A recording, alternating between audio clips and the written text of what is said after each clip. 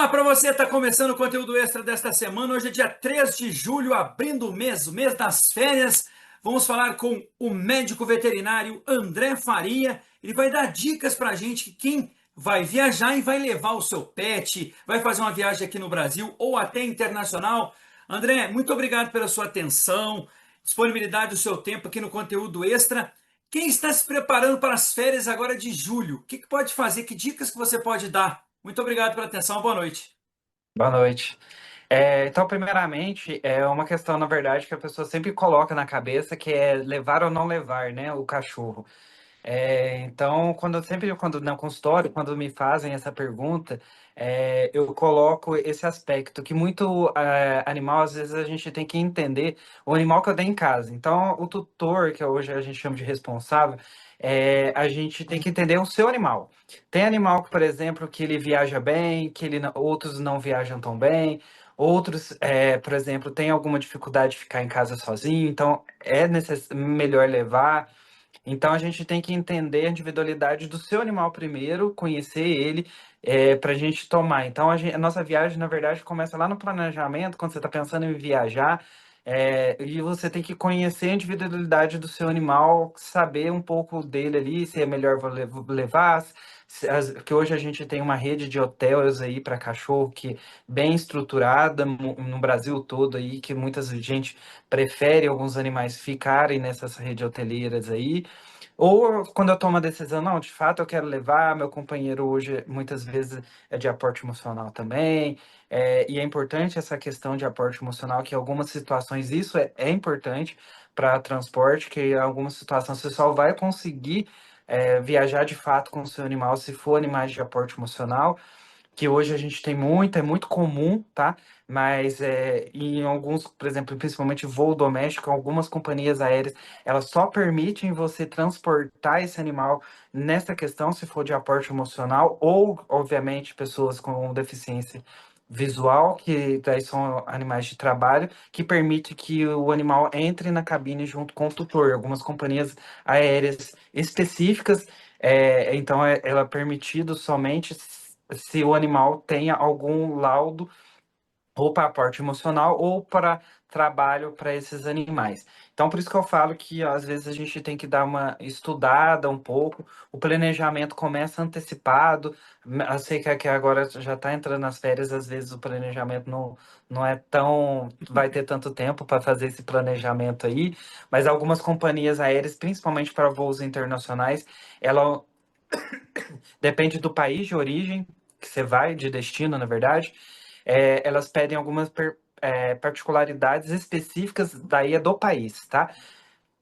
Porque, por exemplo, existe alguns países, tipo a Austrália, que eu tenho certeza que eu já fiz envio de animais para lá.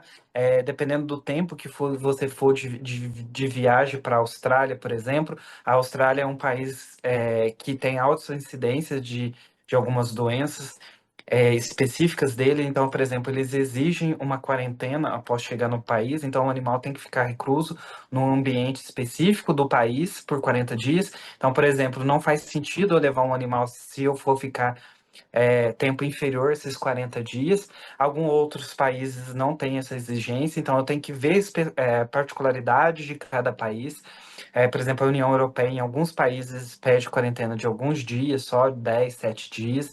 Então, a gente tem que ver a companhia aérea, ligar lá, pedir informação, quais são as especificidades da companhia aérea e também do seu país de origem, tá? Porque muitas vezes a companhia aérea ela passa a particularidade dela, então eu preciso disso para vocês viajar com o animal, mas ela não fala as regras do país, e ela não tem a obrigação de fato de disponibilizar isso. Então a função sua é de ir lá pesquisar essa particularidade, porque você vai ser retido na chegada. Então, se você não estudar isso daí, o seu animal pode ser retido na chegada ao país e que daí gera um série de transtorno de documentação específicas, desse tempo de quarentena que precisa em alguns países, gera alguns transtornos, porque depois que pisou no país tem que fazer quarentena, aí às vezes você vai ter que depois mandar seu animal de volta sem você, porque você vai, o seu tempo de estadia é menor que esse tempo que precisa ali. Então, eu acho que é um planejamento. Mesmo que o tempo seja curto, esse planejamento é necessário. Ligar na companhia aérea, pesquisar particularidades legais de cada país. Cada país vai pedir uma vacinação específica. Algumas pedem sorologia, que a gente chama, que são medicamentos, são para ver se você de fato vacinou. Então, são documentação comprobatória que também as vacinas elas precisam ter uma resposta imune ali para gerar de fato uma imunidade para o animal. Então, em alguns países e algumas companhias aéreas, ela exige não só o comprovante de vacinação, mas também o comprovante de sorologia que o animal conseguiu provar gerar aquela imunidade. Alguns países exigem microchipagem, então eu preciso chipar o meu animal e precisa estar registrado. Então não são todos os veterinários aptos a fazer isso, porque alguns veterinários não fazem essa microchipagem. Então você também tem que pesquisar em algum veterinário. Em alguns países específicos precisa ser o veterinário registrado. Então, tem que ser um veterinário específico que tem um preparo específico para fazer o laudo. Acho que em todos os países o laudo de médico veterinário vai ser exigido. Uns vai ser maiores que os outros, que alguns dos veterinários ter que ser um veterinário credenciado. Hoje, tu pode ser qualquer outro veterinário. Então, o planejamento estratégico de uma viagem, ele precisa acontecer, tá? É, isso E, mais para viagens André, internacionais, e né? uma questão de alimentação, porque você citou a questão de uma viagem muito longa, que é daqui à Austrália, Uhum. né? Mas como é que tem que fazer numa viagem, por exemplo, aqui no Brasil? O animal tem que comer de quanto em quanto tempo? Você tem que parar se você for uma viagem de carro? Então, isso que eu já ia falar, inclusive, que daí as viagens nacionais, ela já é outra coisa, mas também necessita de um planejamento, porque você tem que ter ciência que a sua viagem, que demoraria 2 horas, essas 2 horas não vai acontecer. Normalmente eu costumo brincar que eu mesmo sempre viajo com os meus animais, então eu falo que eu calculo 1/3 a mais do tempo de viagem comum. Vai disso também, você tem que conhecer o seu animal. Tem animal que consegue ir direto. Alguns eles já pedem mais vezes para fazer xixi.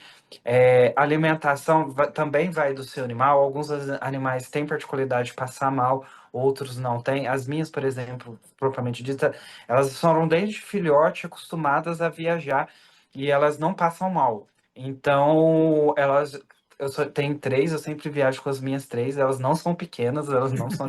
Eu tenho um pastor alemão e duas border collies, só que cada uma já tem o seu canto no carro, elas sentam e já vão ali, que elas foram acostumadas desde pequeno. Então, por exemplo, quem tem cachorro, tem, inclusive, assim, tipo assim, às vezes eu ando dentro da minha cidade aqui, porque hoje, por exemplo, eu tenho uma de 5 meses.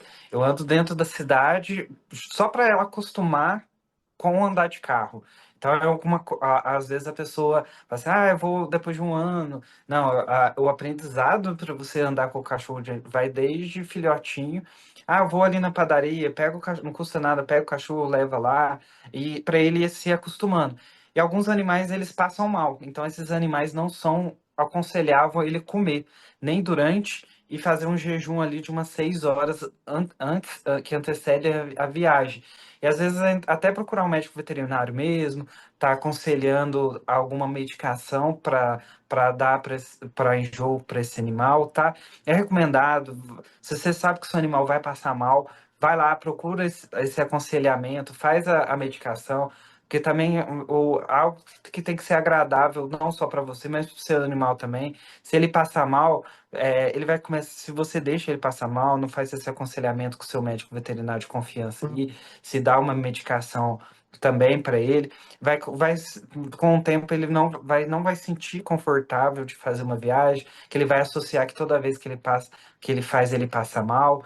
Então, é estudo. Então, por exemplo, se eu sei que os meus animais, elas comem, inclusive eu dou ração para elas, pego o carro e viajo, mas eu sei que elas fazem isso muito bem. Mas, por exemplo, então cada pessoa ela tem que conhecer o seu animal. E se ela passa mal, com certeza ela deve procurar um médico veterinário para fazer. Obviamente, o que eu tenho que falar, legislação brasileira, ela exige que os animais sejam transportados ou em caixinhas de transporte, ou que seja fixado. O animal não pode ficar solto dentro do carro. Hoje existe umas guias que elas têm aquelas travas de cinto de segurança. Então você coloca a guia na coleira, conselho peitoral, porque mesmo que você dê uma freada, aquelas coleiras que são só no pescoço, às vezes puxa, pode ser que machuque o animal. Então, o peitoral ele vai fazer com que esse animal não machuque em caso de alguma freada brusca que você venha a ter. Lembrando que também sobre a nossa legislação brasileira sobre o transporte de animais, cada animal é um ocupante do carro. Então, se você, por exemplo, anda, você motorista e mais quatro pessoas, você não está apto a andar com o carro. Cada cachorro dentro do seu carro, pela legislação, ele ocupa um lugar de uma pessoa no carro. Então, cada cachorro que você anda é uma pessoa a menos que você pode transportar, justamente por causa disso. Porque o animal é fixado normalmente numa trava de cinto de segurança, tá? Que ele não pode ficar solto dentro do carro. André Faria foi o convidado desta semana. André, muito obrigado aí pela sua atenção, pelos seus conhecimentos, as dicas que passaram para o pessoal que vão curtir as férias agora do mês de julho. Você também é professor. Sou professor na Universidade UNA, que faz parte do grupo Anima. É um grupo bem grande, espalhado aí no Brasil todo. Sou especialista em clínica médica de pequenos animais, também anestesiologia veterinária. Atuo aqui tanto como médico veterinário, sou responsável pelo hospital veterinário e também sou professor, sim, que leciono aqui nessas disciplinas na área de pequenos animais. André Faria foi o convidado desta semana. Muito obrigado, João André. Tá passando os créditos dele aí das redes sociais. É isso que a vida tem de melhor, conhecer pessoas como o André Faria, médico veterinário, que pôde contribuir aqui dentro do nosso conteúdo extra. A todos uma excelente semana. Tchau, tchau, pessoal. Tchau.